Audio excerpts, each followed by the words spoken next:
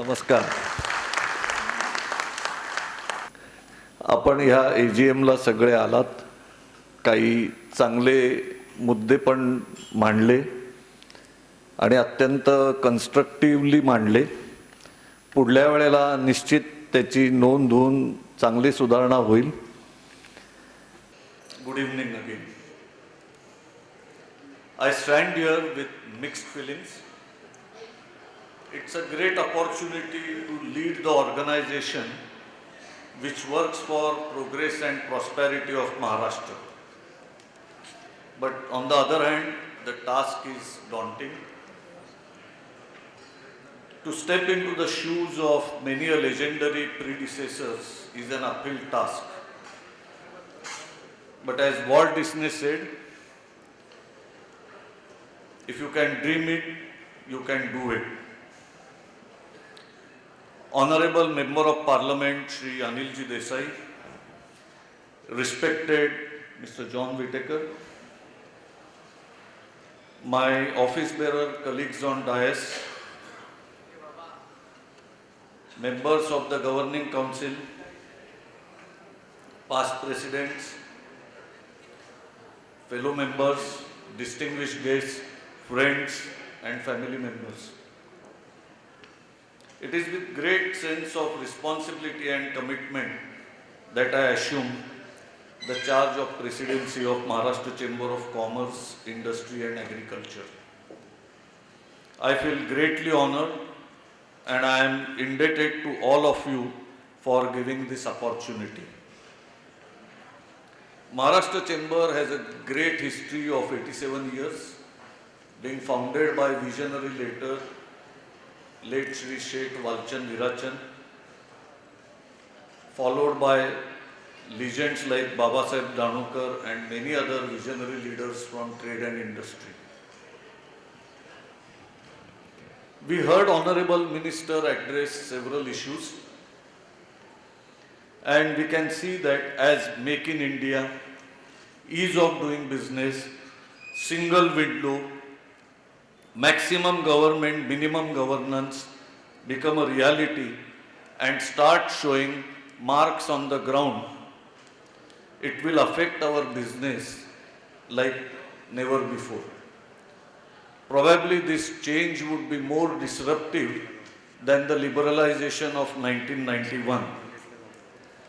We are therefore on the brink of paradigm shift in how we do business, and perhaps it will redefine our businesses.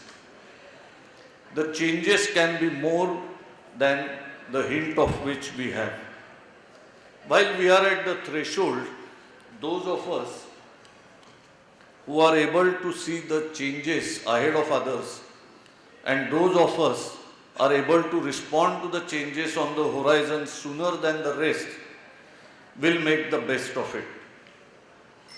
One of the best outcome of these changes would be competitiveness will be on a high premium and a new breed of competitors will emerge. With increasing dominance of e-commerce and WTO making trade facilitation legally binding in Bali package, no business can be purely local. The concerns for energy security, environmental issues, enhanced standards of safety and security, free trade agreements, mutual recognition agreements, all this will constitute a new world order. It is said that if you graduate today and stop learning tomorrow, you become ignorant day after tomorrow. The Chamber will therefore take new initiatives for empowering the family businesses and SME sector, which not only constitutes the core membership of the Chamber, but is also a backbone of the economy. Not just Indian economy, the global economy. Depending on which studies you take look at, regulations and government related issues are listed between number 4 and number 6 for challenges of a business. Whereas if we see chambers of commerce and associations, their main focus is advocacy with governments and government department. Probably this is something we need to take relook at. In one of the meetings with the past presidents, we were looking for participation of big companies and we found they have much less interest. And one of the things we found out is since regulations, licensing has reduced, people have lesser interest. So I think we have to re-strategize, we have to have a fresh look. Of course, we will carry on the good work that is done and we will focus on strengthening the family business and MSME sector by making it law compliant, tax efficient, innovation oriented, and we will do so with good governance and competitiveness at the core of our thinking. Incidentally, most innovations all over the world come from SME sector. They don't come from large sector. The large companies assimilate them and make themselves bigger. One of the biggest challenge we all have is attracting talent and getting skilled workforce.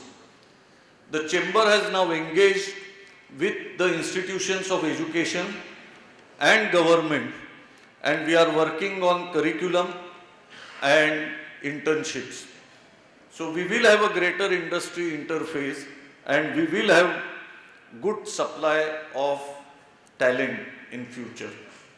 When we talk of supply, the next supply which has become a top management function all over the world is supply chain management. We will also focus on strengthening supply chain management, which is amongst top concerns in management concerns all over the world. We heard Mr. Girish Kuber in Walchand Memorial Lecture Series on energy security. The chamber is working on solar energy for agricultural use. What we expect is, if correctly implemented, it will not only give farmers uninterrupted electricity, but in turn it will reduce the burden of cross-subsidization of electricity and industry will be able to get electricity at reasonable charges. Presence of Wang Whittaker and foreign dignitaries is an indication of our global connect. No longer can any business be pure local, it needs to have a global connect. I am aware that all this is a tall order, but as we stand on the shoulders of eminent predecessors, I feel this daunting task and challenge is achievable, and thanks to support from all of you for that. I will use all my experience of leading international and national associations and local associations, and I am sure that my able team of office bearers and secretariat will work equally hard for it. We would like to have recognized presence of important dignitaries, senior bureaucrats, past presidents. However, as you see, we have huge constraint of time and I am strictly instructed, as in the AGM, to be brief and asked to limit the speech to Chamber's visions and plan. I'll conclude by quoting Benjamin Franklin. Tell me and I forget. Teach me and I may remember. Involve me and I learn. My message to all the members is to get actively involved in the activities of Chamber. We are all busy and overstretched, but it is wisely said that it is better to wear out than to rust. There is no better place than this. We are at the right place at the right time, and let's seize this opportunity. Thank you. Thanks a lot.